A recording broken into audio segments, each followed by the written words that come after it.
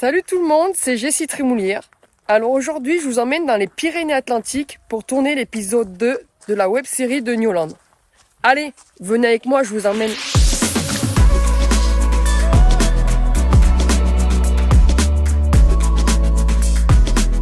Émilie, salut! Ça va? Ça va et toi? Oui, très bien. T'as fait bonne route? Ouais, très bien, ça s'est bien passé. Bon, Bien contente de voir ta ferme. Bienvenue chez moi, bienvenue dans le Béarn et je vais te montrer l'exploitation. Et ben allez, on fait le tour alors. Je t'amène ici parce que c'est vrai que c'est là où on a passé énormément de temps en étant jeune avec mes sœurs et mes cousins, tout le monde. Donc du coup, on se retrouvait souvent dans ce jardin, faire des cache-cache, faire des petits jeux. Donc du coup, on se retrouve dans le jardin de ta mamie, c'est ça? Oui. Qui est à côté de la ferme de l'exploitation familiale. Ouais, exactement. Elle habite là, juste à côté, au milieu de la ferme. Et tu passais aussi du temps sur la ferme avec tes grands-parents? Mon grand-père est agriculteur, c'est mon père qui avait repris l'exploitation. Donc on passait pas mal de temps à la ferme aussi, à jouer dans les bottes de foin, dans les tracteurs. Donc c'est vrai qu'on a passé quasiment toute notre jeunesse à Viel-Ségur dans cette ferme. On suppose un peu les problématiques de la campagne, les études, l'école. C'était loin, il y avait un bus qui passait. Niveau collège-lycée, on était à Mourenx, donc à 7 km d'ici. Il y avait un bus qui venait nous chercher ici à Viel-Ségur directement. Petit village, mais bien desservi quand même. Est-ce que toi, ça te tentait d'être dans le tracteur avec tes grands-parents ou ton papa ou de les aider? Ah oui, nous on était, ça. ouais, on se faisait un réel plaisir de venir tout le temps soigner les vaches, les poules, les week-ends, les mercredis quand on n'avait pas école. On y était quasiment tout le temps, ouais. Et puis mes parents habitent pas loin, donc c'est vrai que c'était assez pratique. On a parlé de la maternelle, du collège. Raconte-nous la suite. Moi j'ai fait un bac STL, donc du coup à Mourenx. Et ensuite je suis partie faire un BTS métier de l'eau, donc qui n'a rien à voir maintenant avec l'agriculture. Et après ton BTS, tu étais embauchée. J'ai travaillé dans des services de l'eau en intérim et en CDD. Jamais de boulot vraiment fixe. J'ai travaillé quand même pas mal de temps, j'ai fait beaucoup de stages là-bas. Qu'est-ce qui t'a fait revenir ici? Ce qui m'a fait revenir déjà, c'est la passion un petit peu que j'ai avec la terre, la ferme ici. Voilà, moi j'ai beaucoup de souvenirs ici. Je voulais travailler pour toujours ici dans cette ferme. Et puis j'avais aucune de mes sœurs qui voulait reprendre l'exploitation. Donc du coup, ce qui m'a un peu poussée aussi à reprendre ça pour pas que ça tombe à l'abandon. Bon, maintenant qu'on a parlé de ton parcours, je pense que j'ai hâte de voir ton exploitation. Ah bon, on peut y aller. Avec plaisir, je vais te montrer ça. Suis-moi.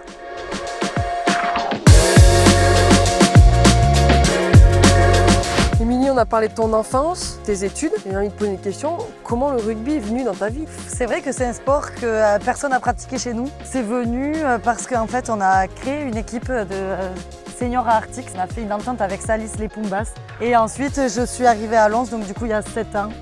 C'est le club de Lens qui t'a appelé? Comment ça s'est fait, cette transition de ton petit club à Lens?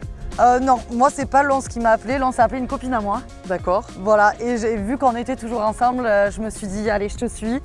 Et finalement, de fil en aiguille, je suis encore à Lens et elle a arrêté le rugby. Est-ce que quand tu arrives à la maison, je fais du rugby, comment ça a été appréhendé, comment ça a été perçu?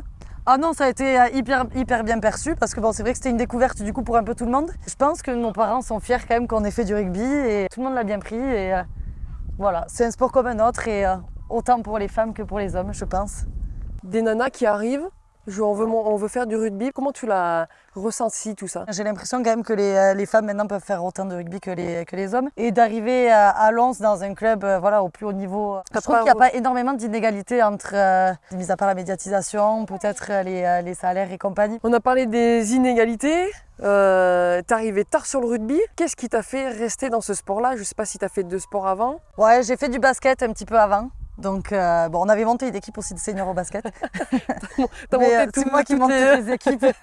Mais le basket, après, bon, c'était pas un sport pour moi. Déjà, je faisais beaucoup trop de fautes. C'est un peu l'esprit d'équipe, avec les copines, passer du bon moment, voilà. Sur et en dehors des terrains. Ouais, carrément, exactement. Les 2 premières mi-temps, on aime bien. La 3e, on adore encore plus. Donc, voilà, on s'est fait vraiment une seconde famille au rugby. Donc, c'est ce qui nous plaît le plus, quoi, je pense. Et les valeurs que tu as trouvées dans ton petit club familial, tu as pu le retrouver aussi à Lens? Franchement, oui. Les valeurs, voilà, l'esprit d'équipe, la solidarité, combativité, tout ça, on avait à Salis aussi au Pumbas. Et ça se retrouve dans les grands clubs aussi quand même. Je pense qu'on est ici aussi pour voir ton exploitation et moi je crois que j'ai hâte de voir des poules un peu gambadées. Allez, mais vas-y, suis-moi, on va aller voir.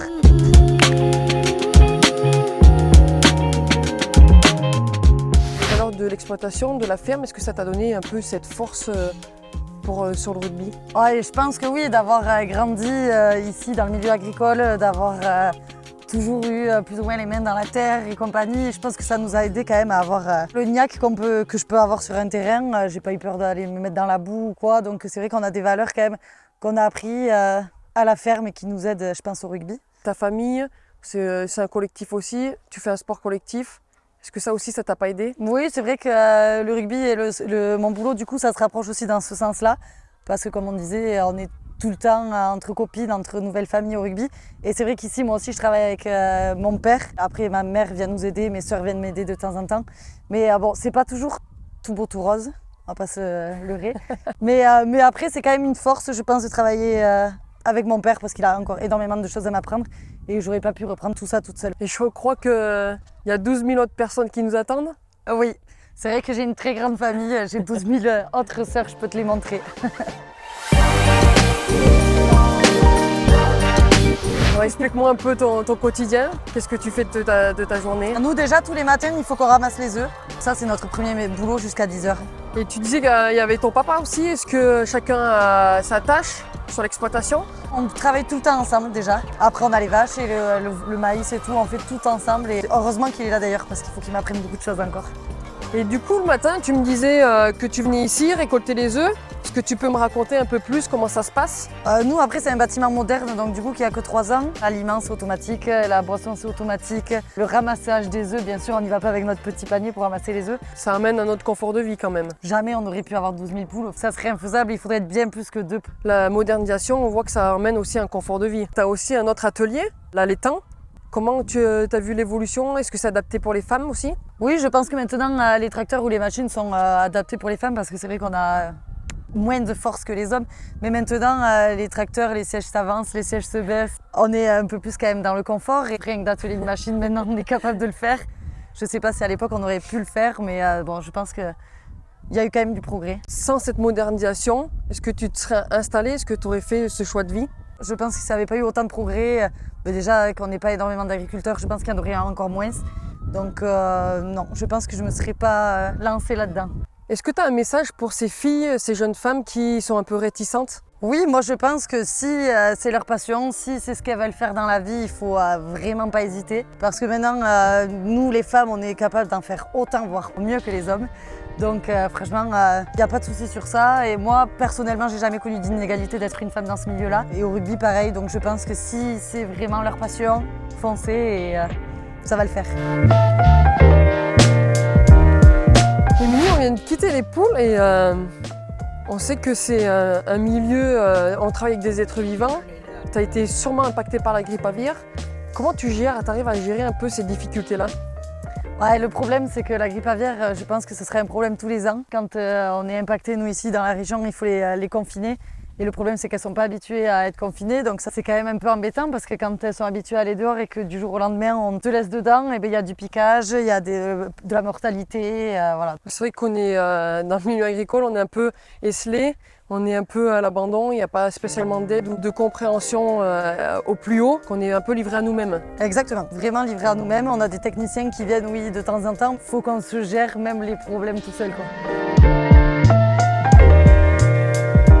On a quand même un joli métier dans la nature, en liberté, l'autonomie. C'est un métier vraiment avec beaucoup d'avantages. Bah, je te rejoins tout à fait. En effet, on est dehors quand il fait beau, c'est appréciable. On est notre propre patron, on peut faire nos emplois du temps. Vraiment, je te rejoins sur ça. Il y a quand même beaucoup de points positifs, bien plus que de négatifs, heureusement. Et c'est ce qui nous tient à rester ici, chez nous et dans notre ferme. J'espère que tu continueras encore longtemps dans ce milieu-là parce qu'on en a besoin, des agriculteurs. Il faut qu'on se serre les coudes et qu'on reste soudés dans tout ça. C'est gentil, bah écoute, je peux que te remercier. J'ai Avec passé un très bon moment. J'ai découvert aussi l'activité volaille que je ne connaissais pas du tout.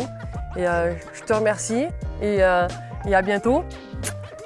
Avec grand plaisir. Merci à toi d'être venu et la prochaine fois, on se retrouvera peut-être chez toi pour que tu me fasses découvrir ton domaine aussi. Avec grand plaisir et pourquoi pas en Auvergne.